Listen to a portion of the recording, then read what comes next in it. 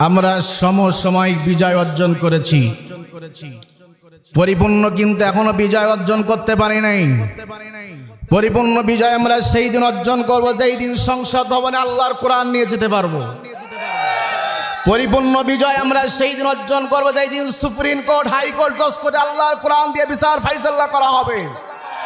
পরিপূর্ণ বিজয় আমরা সেই দিন অর্জন করব যেদিন লাল সবুজ পতাকার মাঝখানে তাওহীদের পতাকা, লা ইলাহা ইল্লাল্লাহর পতাকা উড়াতে পারবো। এই তাওহীদের পতাকা উড়াতে গিয়ে যদি কাদের মোল্লা, আলী সামি, আলী হাসান, মোহাম্মদ মুজাহিদের মতন ফাঁসি দড়িতে ঝুলতে হয়, আমরা কারা কারা রাজি আছি ফাঁসি দড়িতে ঝুলতে? দু হাত আল্লাহকে দেখিয়ে দেই।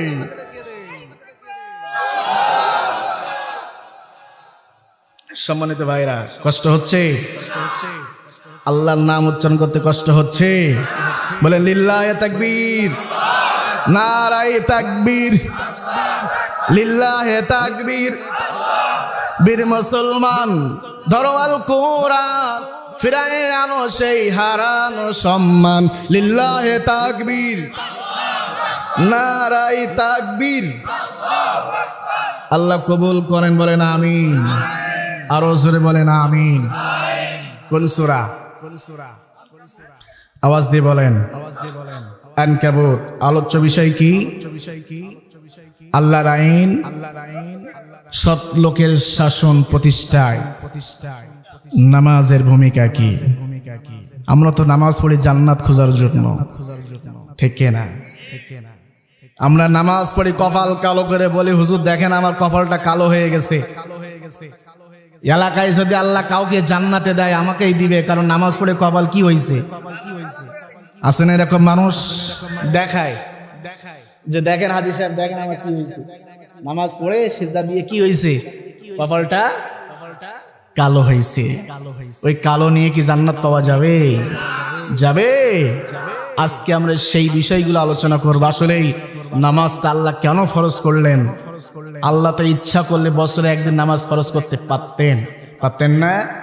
আল্লাহ ইচ্ছা করলে মাসে একদিন নামাজ ফরজ করতে পারতেন।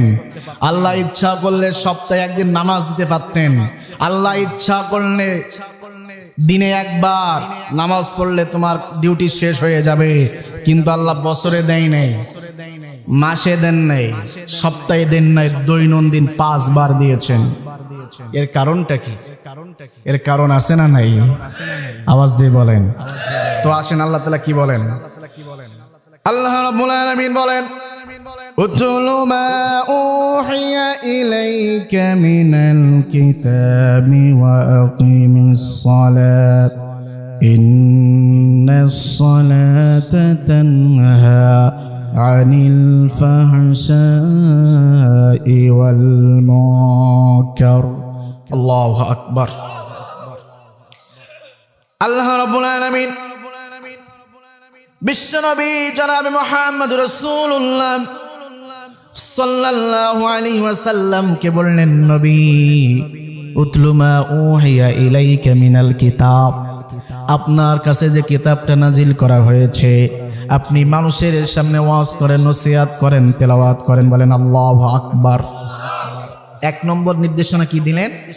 তোমার কাছে যে কিতাব নাজিল করা হয়েছে এটা মানুষের সামনে কি করো? তেলাওয়াত করো, ওয়াজ করো, বক্তব্য দাও। কি দিয়া?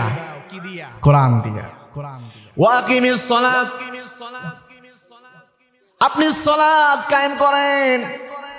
সালাত কায়েম করলে কি হবে? ইন্নাস সালাতা তানহা আনিল ফাহশাই ওয়াল মুনকার। আল্লাহু আকবার। নামাজ যদি পড়ো, নামাজ যদি আদায় করো, দুনিয়ার সমস্ত গুনাহের কাজ, অশ্লীল কাজ থেকে নামাজ বাঁচাবে। আল্লাহু আকবার বলেন। আরো চিল্লাই বলেন আল্লাহু আকবার। এইবার আসুন, এই সূরাটা কখন নাজিল হয়েছে জানার দরকার আছে না নাই? এক কঠিন পরিস্থিতিতে আল্লাহ তাআলা সূরা আনকাবুতটা নাজিল করেছেন। আনকাবুত শব্দের অর্থ হলো মাকড়সা। চেনেন আপনারা? মাকড়সার কাজ কি? মাকড়সার কাজ কি? তাআলা এত শক্তিশালী প্রাণী থাকতে কেন মাকড়সার নামে সূরা দিলেন? অনেক তো শক্তিশালী পশু আমাদের সমাজে আছে না নাই? আল্লাহ তাদের নামে সূরা দেন নাই, আল্লাহ মাকড়সার নামে কেন সূরা দিলেন জানার দরকার আছে না নাই?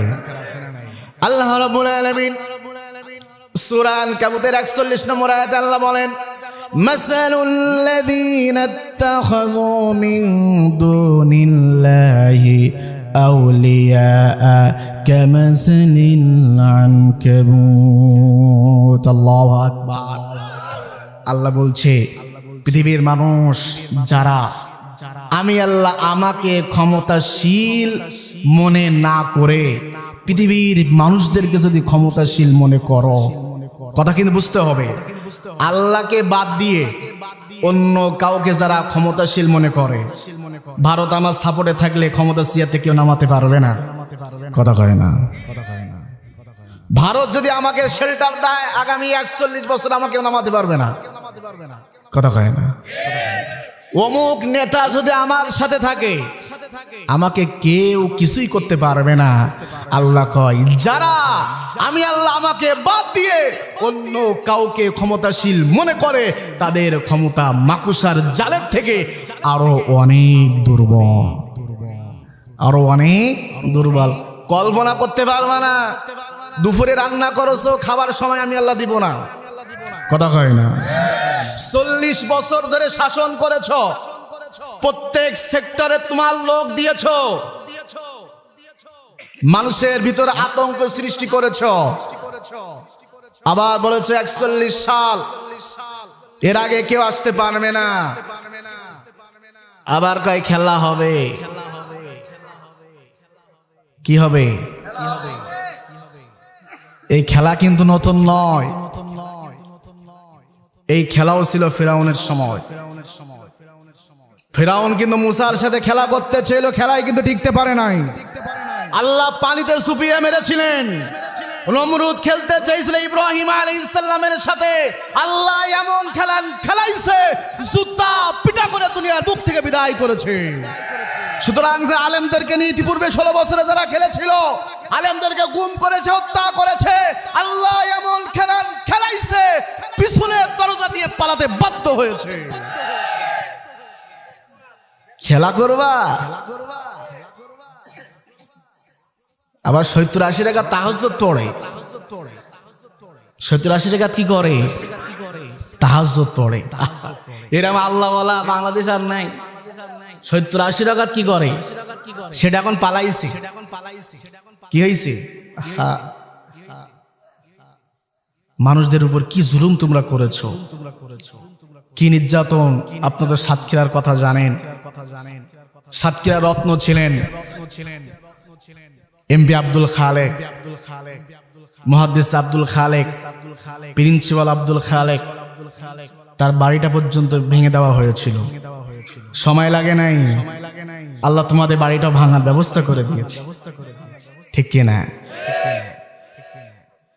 সাতক্ষীরার মানুষদেরকে তারা কিভাবে অত্যাচার করেছে, নির্যাতন করেছে। আমরা বাড়ি ঘুমাতে পারি নাই, বাগানে ঘুমাতে হয়েছে, মাঠে গিয়ে ঘুমাতে হয়েছে, নাড়ার ভিতরে। আমার পরীক্ষা ছিল, পরীক্ষা পড়তে পারি না, নাড়ার ভিতরে ঘুমানো লাগছে। আমরা মসজিদে নামাজ পড়তে যেতাম, এই জন্য তারা কাছের বোতলে কেরোসিন দিয়ে মসজিদের সিঁড়ির ভিতরে রেখে ফোন দিয়েছে, এইখানে বোমার ব্যবস্থা করা হয়েছে। বাড়ি ঘুমাতে দেয় নাই। এই 16 বছরে কত মানুষ আছে 32টা ইট পর্যন্ত ভালোভাবে স্ত্রী সন্তানদের সাথে করতে পারে নাই, ঠিক কিনা? এইসব মানুষের চোখের পানি বৃথা যাবে না। তারা রাতে কেঁদেছে, আল্লাহর কাছে ফরিয়াদ করেছে, রব্বুল আলামিন তোমার কোরআনের কথা বলার কারণে সমাজে কোরআন প্রতিষ্ঠিত করতে চায়, এটাই হলো আমাদের দোষ, এটাই হলো আমাদের অপরাধ। তারা অন্যায় করে, আমরা মানুষের সামনে সেই অন্যায়গুলো প্রকাশ করে দেয়, এটাই হলো আমাদের অপরাধ। সময় কিন্তু বেশি দিন লাগে নাই, 16 বছরে আল্লাহ তোমাদেরকেও পালাতে বাধ্য করেছে। তোমাদের বাড়ি কিন্তু ঘুম হারাম হয়ে গেছে। বাড়ি কি হয়েছে? পানিতে তুমি যতটুকু নামবা ততটুকু তোমার কি হবে? ভিজে যাবে। তুমি মানুষের উপর যতটুকু জুলুম করবা তার দ্বিগুণ আল্লাহ তোমার উপর জুলুম করবে, ঠিক কিনা মুসলমান?